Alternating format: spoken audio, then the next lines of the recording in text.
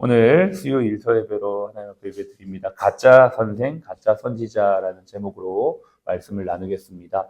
이 장의 본문이 굉장히 길지만 결국 이 전체 내용의 핵심은 가짜 선지자, 가짜 선생들은 심판을 받게 되니 그들의 가르침을 따르지 말고 과거에 있었던 수많은 그 성경의 기록들이, 심판의 기록들이 특별히 우리에게는 어떻게 살아야 될지에 대한 거울이 되니까 우리는 거룩한 삶을 살아야 된다라는 이제 결론으로 가게 됩니다. 그런데 어저께 이어서 생각나게 한다라는 표현이 오늘 또 나옵니다. 3장 1절에 베드로가 자신의 죽음이 임박한 걸 알았습니다. 이제 64년, AD 64년에 로마 대화재 사건 당시에 이제 그 화재 사건의 주동자들이 기독교인이다라는 억울한 누명을 쓰고 거의 한 200여 명 가까이 되는 기독교 지도자들이 순교를 당합니다. 그 당시에 순교당했던 사람이 한 명이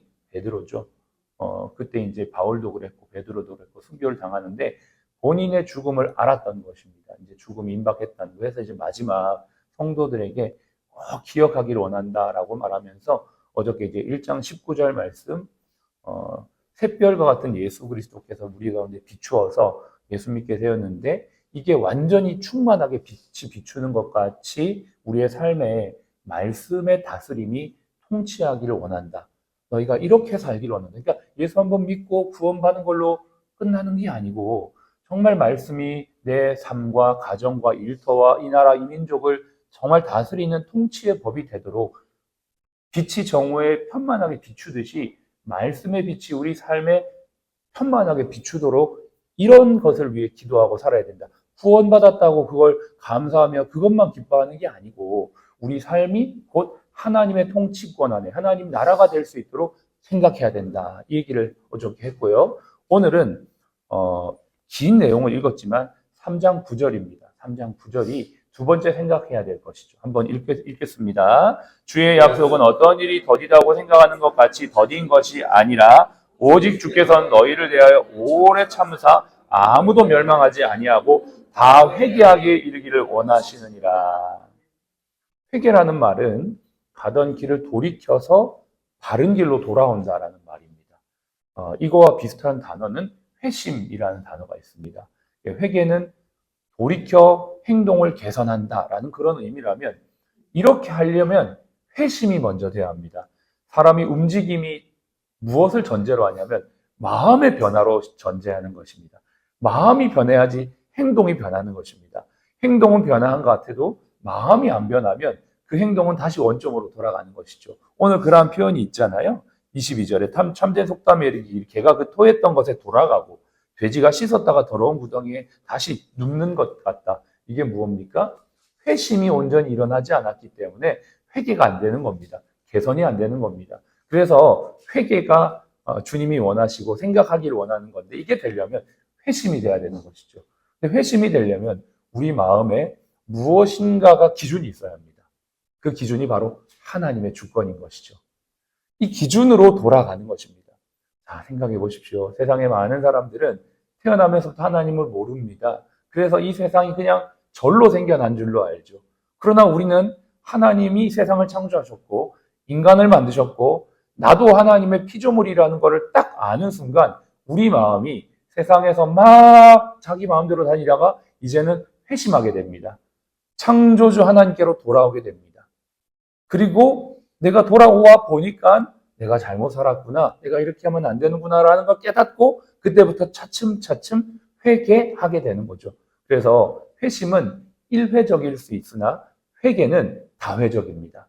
그러나 회개가 되려면 회심도 다회적이어야 되는 것이죠. 제가 말하는 일회적 회심이라는 건 최초의 주님을 몰랐던 사람이 탕자가 주님께 돌아오는 그 회심을 말하는 거예요. 1차적으로는 완전히 주께로 돌아와야 되지만 회개가 되려면 날마다 우리 마음이 주께로 나와야 되는 것이고 그 기준은 바로 하나님의 절대 주권이라는 것입니다. 오늘 제목을 제가 가짜 선지자, 가짜 선생이라고 잡았는데요. 2장 1절에 보면 이런 특징을 말해주고 있습니다. 2장 1절 보겠습니다. 제가 읽겠습니다. 그러나 백성 가운데 또한 거짓 선지자들이 일어났나니 이와 같이 너희 중에서도 거짓 선생들이 있으리라. 여러분, 거짓 선생은 바깥에 있는 게 아니에요. 바깥에만 있는 게 아닙니다. 신천지만 거짓 선생, 거짓 선지자 아니에요. 교회 안에도, 교계 안에도 있습니다. 근데 특징이 뭐라고 되어 있습니까? 자기들을 사신 주를 부인한다 했습니다. 주. 여기에서 부인이라는 말은 단순히 그냥 모릅니다. 이런 정도가 아니고, 주님에 대한 적극적인 대적 행위를 말합니다. 로마서 1장에 보면, 우리가 하나님을 대적하는 죄에 대해서 설명이 되고 있는데, 마음에 하나님 두기를 싫어하고, 하나님의 자리에 내가 주인 되는 행위를 주님을 부인하는 것. 즉, 내가 주인 삼은 것이 내가 주인 되는 것이죠. 이게 바로 대적이라는 것입니다. 교회 안에서도 여러분 거짓 선지자들의 특징이 무엇입니까? 주님의 절대 주권을 부정하고 내가 하나님이고 내가 주권자고 나의 목소리를 높이는 자들입니다. 이들은 자신의 생각과 자신의 교리와 자신의 이론을 높이며 자신을 하나님보다 더 높입니다. 그들의 입에도 하나님을 이야기합니다. 예수님을 말합니다. 성령님을 말합니다. 그러나 그들의 말과 행동은 다르죠. 말은 그렇게 하지만 행동으로서, 열매로서는 주님을 부인하며 자신을 높입니다. 참 너무, 이 말씀이요. 참 너무 맞습니다. 22절에 보세요. 그들이 호색하는 것을 따르리니 이로 말미암아 진리의 도가 비방을 받는다. 진짜 그리스도인들이 비방을 받는 것입니다. 하나님의 영광이 가려지는 것입니다. 이들의 잘못되어진 행동과 모습이 결국 하나님의 진리를 가리게 되는 것입니다. 우리가 왜 가짜 선지자와 가짜 선생을 드러내야 합니까? 진짜이신 하나님의 영광이 가려지기 때문에 우리가 이것들을 분별해야 되기 때문이죠. 3절을 보십시오. 그들이 탐심으로 지어낸 말을 가지고 너희로 이득을 삼으니 이렇게 되어 있습니다. 저들은 거짓말로 예언하고 그것으로 헌금을 받습니다. 미국의 캔자스 시티에 아이합이라고 하는 24시간 기도하는 집이 있습니다. 여러분 잘 아시죠? 한국 교회도 많이 알려져 있습니다. International House of Prayer라고 해서 아이합입니다. 앞에 글자만 따가지고. 근데 거기에서 마이클 비클이라고 하는 자칭 사도라고 하는 사람이 있어요. 이 사람 가짜 선지자입니다. 우리 한국 교회에 얼마나 많은 영향을 끼쳤습니까? 그래서 우리도 한국 교회에서도 24시간 기도의 집을 해야 된다고 해가지고요. 한국에도 몇 군데가 있습니다. 그러나 이들은 결과적으로 하나님의 주권을 부정하며 육체를 따라 더러운 이득을 취하고 성적인 타락과 물러남으로 어려움에 빠졌죠. 그것이 다 드러났습니다. 저는 처음부터 사실 이게 비성경적이라는 생각을 했습니다. 왜냐? 이들의 주장을 가만히 보니까 이랬어요. 이들이 이제 기도의 집을 하면서 기도의 24시간 기도의 집이 일반 생활, 삶의 영역보다 이 영적인 기도가 더 중요하다라는 주장을 하는 것입니다. 그게 과연 맞습니까? 아닙니다. 하나님은 우리의 일상의 삶 속에서 하나님을 예배하며 하나님을 섬기듯 일하고 살도록 만드셨는데 따로 띄어가지고 24시간 기도하는 것이 마치 영적 특권을 가지고 있고 영적인 우월주의라고 생각을 하는 그러한 주장들을 하는 걸 딱 보면서 이건 분명히 잘못된 것이다 라고 저는 처음부터 사실 생각은 했는데 역시나 열매로 그들을 안다라고 여러 가지 문제가 터지게 되었습니다. 혹시 아직까지도 이 아이합에 대한 좋은 생각을 가지고 있거나 24시간 기도 운동에 대하여서 뭔가 대단하다고 생각하시는 분들은 꿈을 깨시길 바랍니다. 대단한 건 24시간 기도하는 게 대단한 게 아니고 우리의 일상의 삶을 건강하게 살아내는 것이 대단한 겁니다. 우리가 정말 일터의 제자로서 그리스도인으로서 일과 삶과 신앙이 균형 있는 것이 중요한 겁니다. 제가 늘 얘기하죠. 교회에서만 우리가 장로, 집사, 권사가 되는 게 아니고 일터에서도 우리는 주님의 제자의 삶을 사는 것입니다. 그게 진짜 영성이고 그게 진짜 빛과 소금의 삶을 사는 것입니다. 교회에서는 너무나 좋은데 일터에서는 너무나 말도 안 된다. 이건 잘못된 것이죠. 오늘 일터 예배를 드리면서 거짓 선지자, 거짓 교사에 대한 말씀을 나누지만 사실 우리도 가짜 신앙, 가짜 신자가 될 수 있다는 걸 늘 기억하면서 오늘 주님께서 기억하라는 건 뭡니까? 회개하라는 것입니다. 돌이키라는 것입니다. 내가 정말 일과 삶의 분리, 일터에선 이렇게 하고 교회에선 저렇게 하는 그런 이중적인 모습을 회개하고 돌이키라는 것입니다.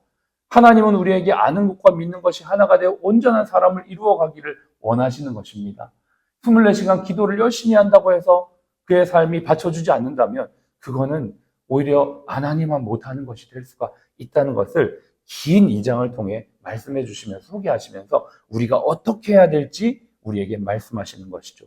8절 9절입니다. 우리 다시 한번 8절 9절을 다시 읽어보겠습니다. 사랑하는 자들아, 주께서는 하루가 1000년 같고 1000년이 하루 같다는 이 한 가지를 잊지 말라.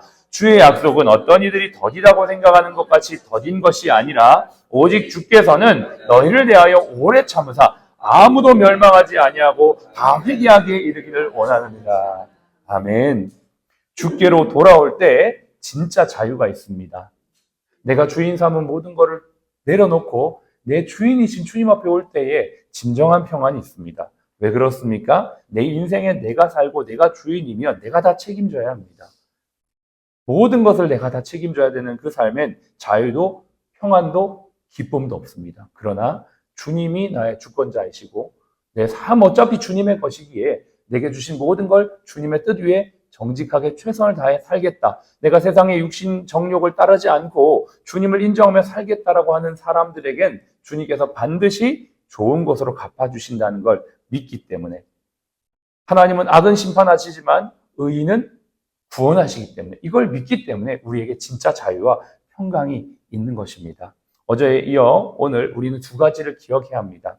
말씀이 우리의 삶을 온전히 통치하도록, 말씀의 기준으로 우리 병원이 세워지도록, 그것의 구체적인 모습은 하나님 사랑, 이웃 사랑으로 우리가 하는 모든 것이 결정되어지도록 우리가 기도해야만 하겠습니다. 두 번째는 저와 여러분들이 정말 주님께로 회개하기를 원하는 것입니다. 회심하기를 원하는 것입니다. 돌아가기를 원하는 것입니다. 우리뿐만 아니라 한국 교회가 주님께로 정말 바르게 서기를 원하는 것입니다. 어떤 유명한 사람들, 유명한 목사님들을 따라가는 것도 중요하지만 예수 그리스도를 따라 믿음으로 바르게 가는 것, 정말 아무리 유명한 분이라도 그분이 정말 예수님을 끝까지 따르지 않는다면 우리는 그분 따라가다가 실족할 수 있거든요.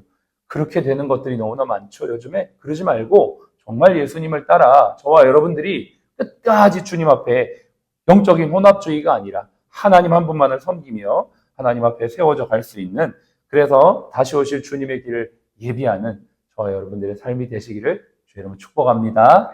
기도하겠습니다.